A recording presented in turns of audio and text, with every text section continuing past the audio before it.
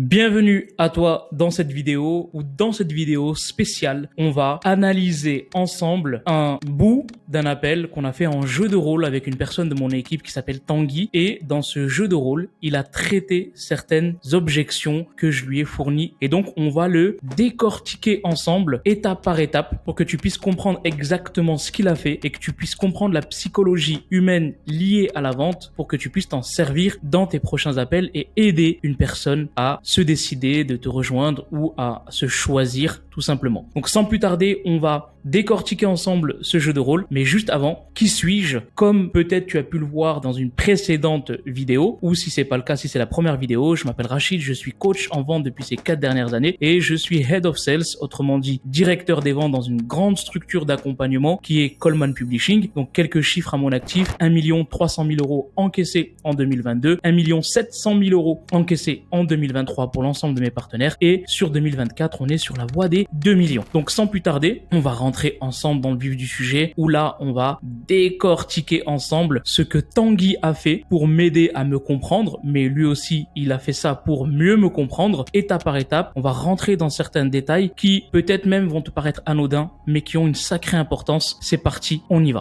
Ok, bah écoute, Tanguy, moi je vais prendre le temps de réfléchir.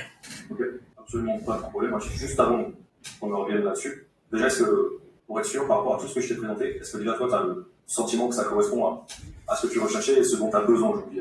Ouais, pour moi, ouais, non, ça correspond bien. Donc là, comme vous voyez, je m'épose et je vous explique. Je lui ai dit, je dois réfléchir. C'est l'objection principale que je lui ai balancée. La première chose qu'il a fait, c'est accueillir l'objection, l'accepter et m'accompagner là-dedans. Donc oui, ok, je comprends. Il a dit oui, ok, je comprends. C'est tout à fait accueillir. Il faut accueillir l'objection et non pas répondre en disant mais pourquoi tu dois réfléchir, ou qu'est-ce qui fait que tu veux réfléchir? Tout à l'heure, tu m'avais dit que t'étais motivé, maintenant tu dois réfléchir. Absolument pas. Il a tout simplement accueilli, accepté, et donc il a posé une question fondamentale: est-ce que ce que je t'ai présenté correspond réellement à ce que tu recherches? Et donc là, le but pour lui, c'est de s'assurer que la réflexion ne porte pas sur le contenu, sur ce qu'il m'a proposé, mais bien sur autre chose. On continue. Pourquoi? Parce que j'ai le sentiment, en tout cas, que voilà, c'est bien structuré, qu'on est accompagné, que je ne serai pas tout seul. C'est important pour toi de ne pas être seul? Ouais, bah, comme je t'ai dit, ça fait 6 mois que j'essaye de développer tout seul. Donc du coup, là, je vois clairement qu'il y a des choses que je ne sais pas, que je n'arrive pas à faire. Donc ouais, c'est important. Pourquoi? Il a demandé pourquoi, ça correspond à ce qu'il m'a proposé. Donc là, je me suis justifié, j'ai expliqué pourquoi justement je pensais que ça me correspondait. Et il m'a dit, est-ce que c'est important pour toi? Donc il a cherché à comprendre, vraiment en fait de me plonger dans le fait que ce qu'il a proposé correspond réellement à ce que je recherche. Ensuite, il va poser une question un peu plus tard, vous allez le voir, sur qu'est-ce qui te plaît le plus. Donc ça revient à valider le fait que ce qu'il m'a proposé correspond à ce que je recherche. Et dans n'importe quelle objection que vous recevez, la principale chose, c'est de vous assurer avant de traiter l'objection que ce que vous avez partagé, ce que vous avez présenté correspond à ce que recherche votre prospect. On continue. Donc là, est-ce que c'est quelque chose que tu te vois faire? Ouais, clairement oui. Là, c'est juste que j'ai besoin de un petit peu me poser pour réfléchir à comment je vais pouvoir le faire. On va pouvoir en discuter, ne t'inquiète pas, tu n'es pas le premier à vouloir prendre ce temps-là, un petit peu comment on peut faire, on va discuter, ne t'inquiète pas. Déjà, est-ce que tu peux me dire ce que toi t'as aimé le plus par rapport à ce que je t'ai présenté? Donc là, ce qu'il vient de faire là, c'est: est-ce que tu te vois le faire? Il m'a projeté pour s'assurer lui que, en fait, ça correspond bien à ce que je veux et je me vois le faire, et que l'objection, c'est autre chose, encore une fois, que ce qu'il m'a proposé qui ne me correspondait pas. Et donc là, il me pose la troisième question: qu'est-ce qui te plaît le plus? Donc c'est vraiment les 3 questions fondamentales. Donc là, c'est vraiment en fait s'assurer que l'objection est autre que ça ne lui correspond pas. Donc ça va être autre chose. Si je dois réfléchir, on verra les différentes objections que je lui ai sorties. Et vous n'êtes pas prêts parce que je lui ai sorti plusieurs. Le fait qu'il y ait des coachings tous les jours et que je peux avoir aussi des sessions individuelles, ça c'est important pour moi. J'aime bien l'énergie du groupe, mais j'aime bien aussi quand j'ai un interlocuteur, quand je suis bloqué. Donc c'est des choses-là. Après, avoir un plan d'action précis, c'est aussi important. Là, clairement, dans les différentes composantes de votre programme, ça me correspond bien en tout cas. Pour remettre ce que tu viens de dire, c'est important en fait, d'avoir un plan d'action, parce que si tu n'as pas de ligne directive, une direction floue t'amènera toujours à une bêtise précise. Et en fait, c'est important d'avoir vraiment une ligne directive, de savoir, ok, j'ai envie d'aller là, j'ai envie d'atteindre tel objectif, voilà ce que j'ai besoin de faire pour y arriver. Donc là, avec justement ce que tu viens de partager, le fait de pouvoir t'accompagner, d'avoir ce soutien individuel si besoin, est-ce que, est-ce que toi tu penses que vraiment ça change la donne aujourd'hui? Ça te permettrait vraiment d'aller chercher ça? Alors là, juste une chose, il vient effectivement mettre une petite touche de coaching pour valider ce que moi, je lui ai dit que ça me plaisait le plus. Il a dit effectivement, donc avec un plan d'action, c'est important. Et là, il vient de reposer une autre question de projection. En gros, est-ce que tu te vois réussir avec ça? Donc, voilà, on n'est toujours pas dans le traitement de l'objection. Il contourne l'objection pour s'assurer que l'objection, c'est pas du bullshit. Et ça, c'est super important parce que en face de vous, vous allez avoir des gens qui ont peur, des gens qui doutent, des gens qui ont peut-être un manque de confiance en eux. Et le but ici, c'est de vous assurer que l'objection, c'est pas autre chose qui pourrait porter préjudice par derrière, dans le sens où l'objection, je dois réfléchir, doit être purement justifiée derrière, on va le voir, mais que c'est autre chose qui ne relève pas, en tout cas, de vous, dans le sens où l'offre correspond bien, il se voit le faire, qu'est-ce qui lui plaît le plus, comment il se voit dans le programme. Le fait de poser ces questions, ça élimine le bullshit et quelques peurs aussi. Et donc après, on va rentrer dans la profondeur de l'objection qui est la réflexion. Ouais, je pense que oui. Après, je suis conscient que c'est moi qui dois faire les choses, je dois passer à l'action. Donc il y a aussi ça aussi qui me fait peur. Est-ce que je vais pouvoir y arriver? Là, je lui sors effectivement un bout de l'objection, je dois réfléchir. En fait, je dois réfléchir, mais c'est est-ce que je vais y arriver? C'est-à-dire, Le c'est-à-dire que Tanguy vient de dire là, il essaye de clarifier l'objection. Bah, je sais pas, tu sais, j'ai déjà pris des formations, des accompagnements. Alors là, c'était pas aussi structuré que vous, hein, pour être sincère. Mais là, je sens qu'il y a vraiment beaucoup plus de structure et d'accompagnement. Mais voilà, donc, quand j'ai investi 4800 euros il y a 6 mois à mon lancement, en tout cas, je voyais des gens réussir, mais moi, ça m'a pas réussi.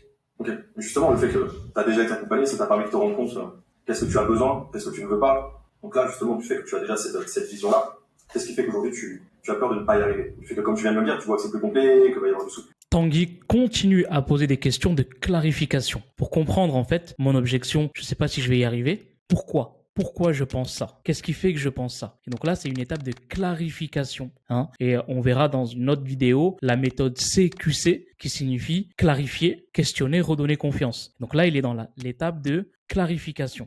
Tiens, tu ne vas pas être seul. Ah, je sais pas, ça c'est vraiment moi en fait. Parfois, c'est ma confiance en moi en fait. C'est-à-dire, C'est-à-dire que parfois, je me dis, est-ce que je vais y arriver? Est-ce que je vais vraiment réussir à gagner 5-10 000 euros par mois? C'est un petit peu le syndrome d'imposteur qui revient par moment. ok. Je peux te poser une question? Oui. Qu'est-ce qui se passe si tu arrives à gagner 5-10 000 euros par mois? Comme je t'ai dit tout à l'heure, Qu'est-ce qui se passerait si tu arrives à gagner 5-10 000 euros par mois? Qu'est-ce qui se passerait si tu arrives à perdre tes 5-10 kilos? Qu'est-ce qui se passerait si tu te débarrasses de tes freins, de tes peurs, de tes craintes, de tes doutes sur une thématique précise? Qu'est-ce qui se passerait si tu arrives à maîtriser ton hypersensibilité? Qu'est-ce qui se passerait si tu sors du burn-out? Toutes les questions de clarification sont super importantes. Et là, ici, c'est une question de clarification avec projection. Très important ce type de question. Ça permet effectivement aussi à la personne de reconnecter avec le pourquoi elle est venue ici, pourquoi elle a pris ce rendez-vous. comme je l'ai dit tout à l'heure, ça me permettrait d'avoir cette sécurité financière, de pouvoir offrir des vacances à ma famille, de pouvoir ne pas penser à chaque fois à la fin du mois sur comment je vais faire payer mes factures, etc. Comment tu te sentirais d'être dans la peau de ce Rachid qui peut emmener sa famille en vacances, de ne plus compter les factures, d'avoir cette liberté et cette sécurité financière? Ah, mais je me sentirais très bien. C'est un accomplissement. Et Ouais, c'est atteindre mon objectif d'honorer mes responsabilités familiales, de pouvoir faire plaisir à ma famille. c'est ce que tu veux vraiment? Absolument.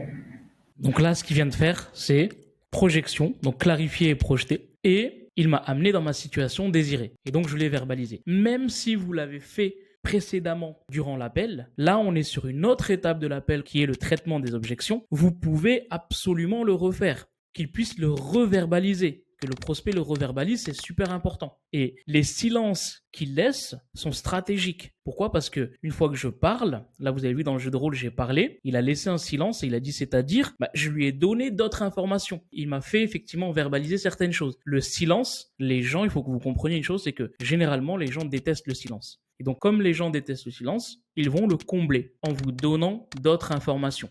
Très important, les silences dans le traitement des objections, c'est stratégique. Attention, il ne faut pas en abuser non plus. Mais ici, c'est très bien fait. Et le fait d'avoir laissé ce silence m'a poussé à rajouter certaines choses. Ouais, j'y crois. Donc si tu y crois, et que c'est ce que tu veux vraiment. Ouais, absolument, c'est ce que je veux vraiment. C'est juste que je sais que c'est des peurs, hein, comme je te dis, je sais que c'est des peurs. Mais ouais, c'est ce que je veux en tout cas. Est-ce que tu me permets qu'on soit transparent chez toi? Oui, bien sûr. Okay. Là, ça fait un peu plus d'1 heure qu'on est ensemble, toi et moi, qu'on discute, on sait quand même pas mal de choses. Concrètement, de quoi tu as peur? Clarification. Elle a peur d'investir 6 000 euros et que, au bout des 6 mois, je gagne toujours pas les 5-10 000 euros de chiffre d'affaires. Déjà, merci de me le partager. Donc là, c'est le fait d'investir et que ça ne marche pas pour toi. Donc là, il me demande la permission. Est-ce que tu me permets de... Oui, donc j'ai donné l'autorisation, il m'a demandé la permission. Il peut se permettre de me poser n'importe quel type de question. Ouais, c'est ça. Okay. Je me permets de te poser une question et d'être honnête avec toi. Oui. Okay.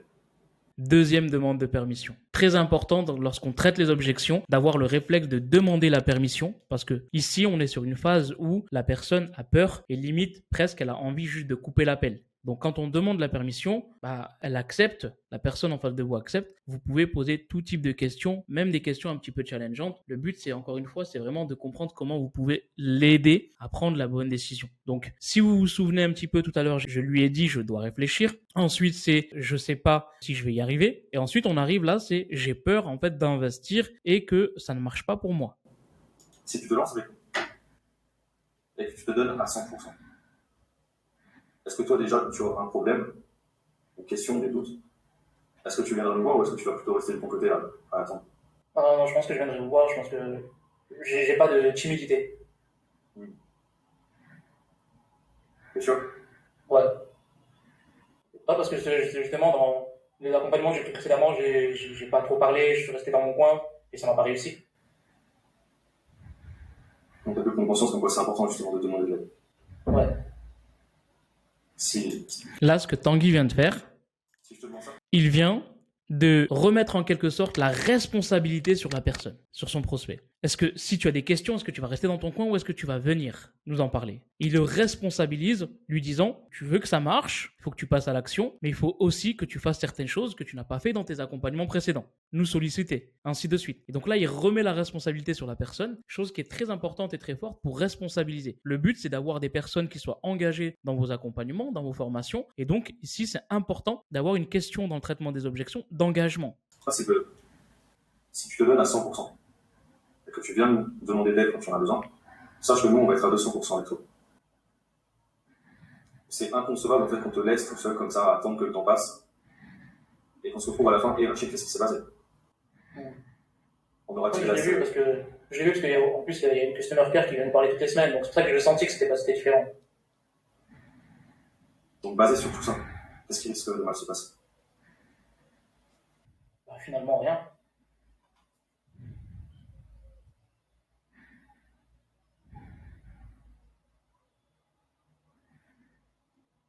Moi, ce que je vais faire, c'est que je vais prendre un petit peu de temps pour réfléchir. C'est juste le temps de voir un petit peu comment je peux financer ça. Parce que là, clairement, les 6 000 euros, je ne les ai pas sur mon compte. Donc, je vais voir comment réunir rapidement la somme. Donc, ça va me permettre de réfléchir. Et ensuite, je peux te renvoyer un message sur WhatsApp. Donc là, on arrive sur, en fait, il a traité l'objection, je dois réfléchir, parce que sous l'objection, je dois réfléchir, il y avait, je ne sais pas si je vais y arriver, et j'ai peur d'investir et que ça ne marche pas pour moi. Donc ces deux objections-là, il a su les traiter avec un système donc, de questionnement précis, en me clarifiant, en me redonnant confiance, et surtout en éliminant en douceur l'objection. Et là, je décide en quelque sorte de le titiller un petit peu parce que je voulais pas le lâcher. Et je lui ai sorti l'objection, je dois voir de mon côté et réfléchir sur comment rendre cela possible financièrement. Donc, on va voir comment il va s'en sortir. Bien sûr, sans problème. Moi, déjà, merci de partager ta partie logistique. Tu sais, tu n'es pas le seul dans ce cas-là. Tout le monde n'a pas 6 000 euros comme ça à investir. Et, donc là, est-ce que tu me permets déjà qu'on aille un peu plus en profondeur dans ton univers un petit peu financier pour comment est-ce qu'on pourrait rendre ça possible pour toi? Ouais, bien sûr. Quand tu me dis que du coup, là, tu n'as pas cette somme-là sur ton compte, que tu veux voir un petit peu comment est-ce que tu veux rendre ça possible et pouvoir le financer, comment est-ce que tu vois les choses déjà? C'est une très bonne question. Là, je pense que... Et là, il rentre dans la clarification sur l'aspect financier. Pose la bonne question. Comment tu vois les choses? Est-ce que en gros, ça veut dire, est-ce que tu as des idées en tête, des solutions prêtes à être mises en place? Et donc, il clarifie avec moi, encore une fois, la situation. Retenez bien, clarifier, questionner, redonner confiance. Je vais couper, je vais vais me poser pour voir les différentes dépenses qui s'offrent à moi, enfin, qui sont prévues surtout sur ces prochains mois. Il y a les vacances d'été, il y a pas mal de choses. Donc c'est de voir un petit peu comment je peux rendre ça possible. Et partant de là, de voir combien il me manque et de trouver une solution rapide et revenir vers toi. Okay. C'est quelque chose que tu as déjà fait. Te poser un petit peu pour faire les comptes et voir qu'est-ce que tu pourrais mettre de côté ou pouvoir investir. Question extrêmement pertinente parce que là, il essaye de comprendre mon système de fonctionnement. Est-ce que je prends l'habitude de me poser, est-ce que j'ai déjà fait ça en fait, de me poser, voir mes finances, ou est-ce que c'est la première fois? Et donc là, en fait, le but de cette question, c'est de comprendre mon fonctionnement interne et de voir comment je fonctionne. Est-ce que je prends toujours l'habitude de prendre du temps pour mes décisions, de réfléchir ou pas? Et donc ça, c'est ce qu'on appelle une question de découverte du fonctionnement interne. Non, parce que le premier accompagnement que j'ai fait, j'avais l'argent. Et là, c'est juste cette somme de 6 000 € que j'ai pas aujourd'hui. Donc c'est vrai que je vais réfléchir un peu. Ok. C'est vraiment quelque chose que tu as envie de faire, Achille? Ouais, absolument. Ok. Est-ce que là, déjà, bon, le temps de faire tes calculs, je pense que tu sais déjà un petit peu ce que tu as, ce que tu gagnes, ce qui sort et ce qui rentre. Est-ce que, avant de faire ces calculs-là, est-ce que toi, déjà, tu aurais peut-être une partie, quelque chose que tu avais déjà prévu d'investir? Question de clarification, mais surtout de découverte pour lui. Il veut savoir combien je serais prêt à investir là tout de suite. Je ne m'attendais pas à ce que ce soit 6 000 €. Moi, je m'attendais plutôt à ce que ce soit entre 3 et 5 000. C'est-à-dire que moi, j'avais prévu effectivement 3 500. Sinon, je n'ai pas prévu que ce soit aussi élevé. Après, je comprends hein, par rapport à ce que vous proposez, la durée, j'ai aucun doute là-dessus. C'est juste que là, aujourd'hui, la totalité, je n'ai pas. Ok. Donc, si je comprends bien, si tu avais la totalité, tu te lancerais. Ouais, clairement, je pense que là, si j'avais la totalité, je serais prêt à démarrer.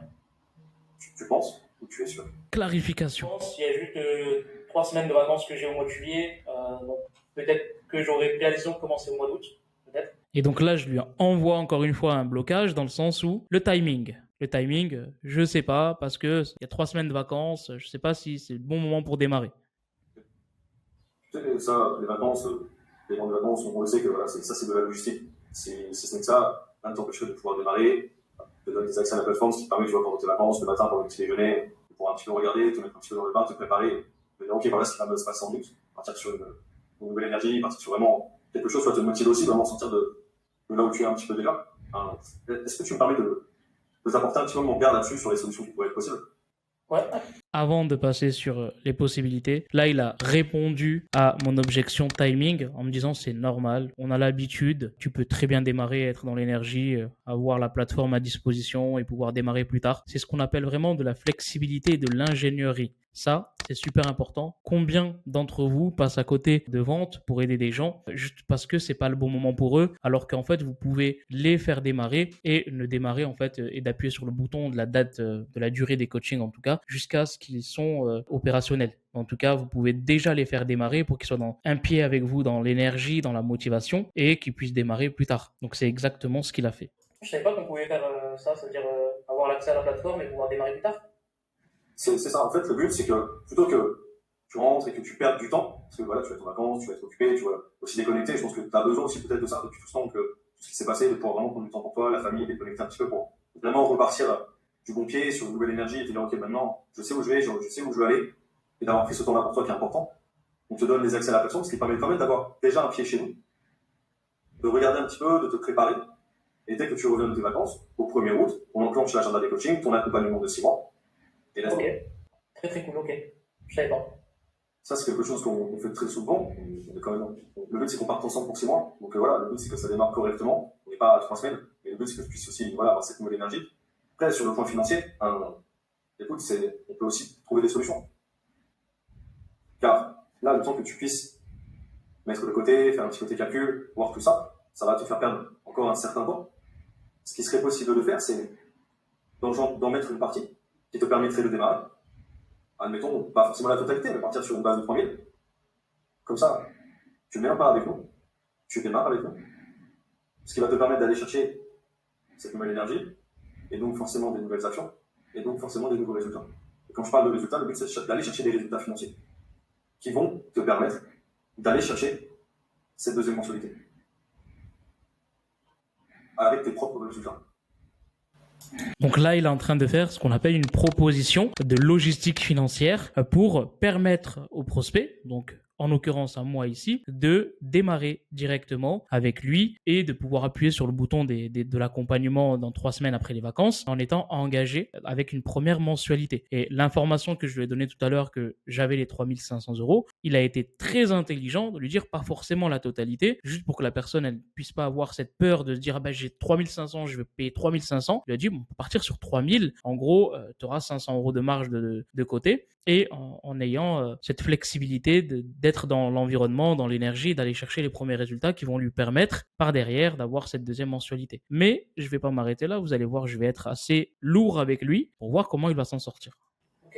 Donc là, tu me dis en fait que je peux démarrer avec 3 000 €. Oui. Et le reste, quand est-ce que je peux payer? Écoute, sachant que tu pars en vacances, là, on va dire que le mois de juillet, il est off, il faut pas. Le premier mois d'août, ça va te permettre de mettre le premier pas avec nous. On pourra en reparler en septembre. Comme ça te laisse le temps de mettre en place les premières actions. De toute façon, on est ensemble pour 6 mois. On va sur la différence. Le but, c'est qu'on aille chercher ces minimum 5 000 € par mois.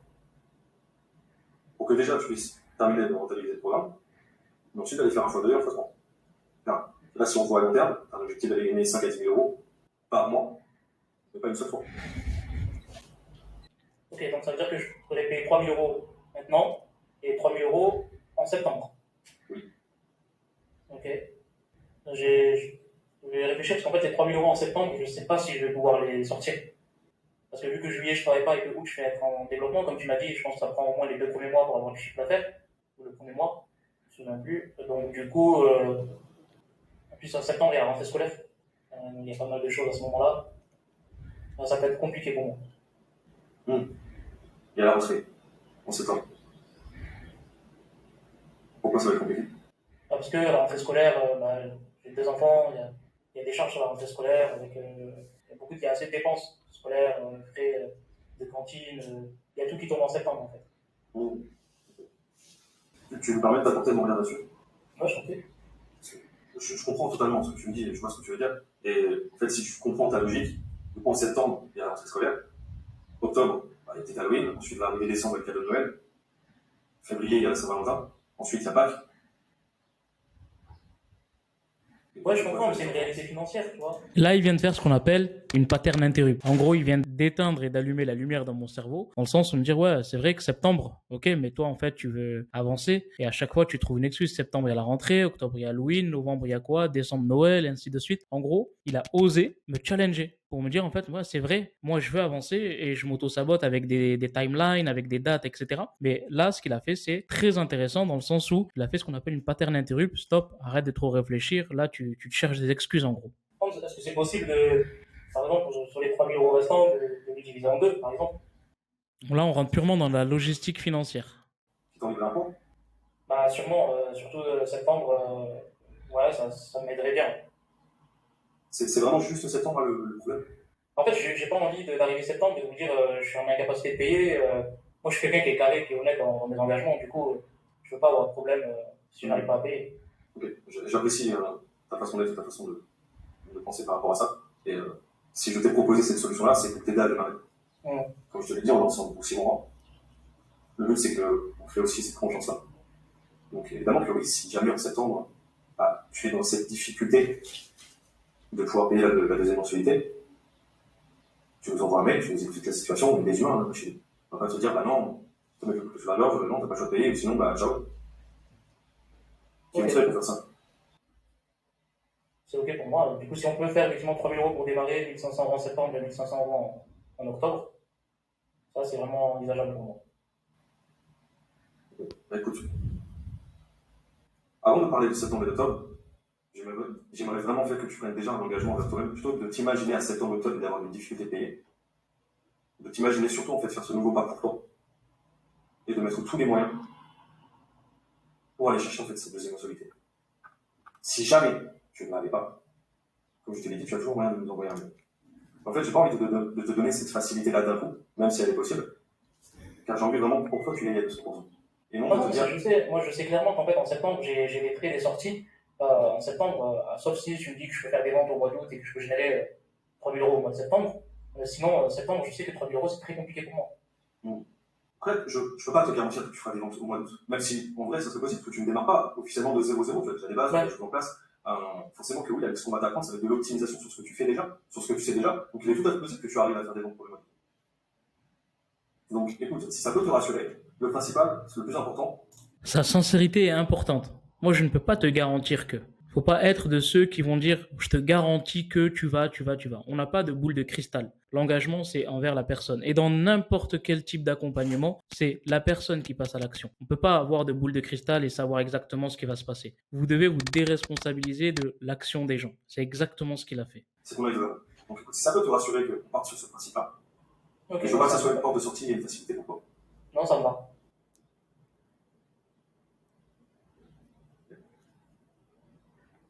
C'est un beau pour toi. Ouais, là, clairement, c'est un beau. Clôture. Déjà, bravo. Merci. Bravo, parce que je sais que c'est pas une décision qui est facile pour toi. Mais surtout, en fait, garde en vision le Rachid qui va pouvoir emmener sa famille, qui va arrêter de compter à la fin du mois. Parce que c'est ça qu'on va aller chercher. La célébration. Et lève-toi, en fait, chaque matin pour. Ouais, clairement. Donc, bravo à toi et bienvenue. Merci. Donc, est-ce que tu aimerais que je t'explique un petit peu comment est-ce que ça se passe là? Ouais, s'il te plaît. Demande l'autorisation d'expliquer le process de démarrage. 3 étapes. X, Y et Z. Tu fais ces 3 étapes.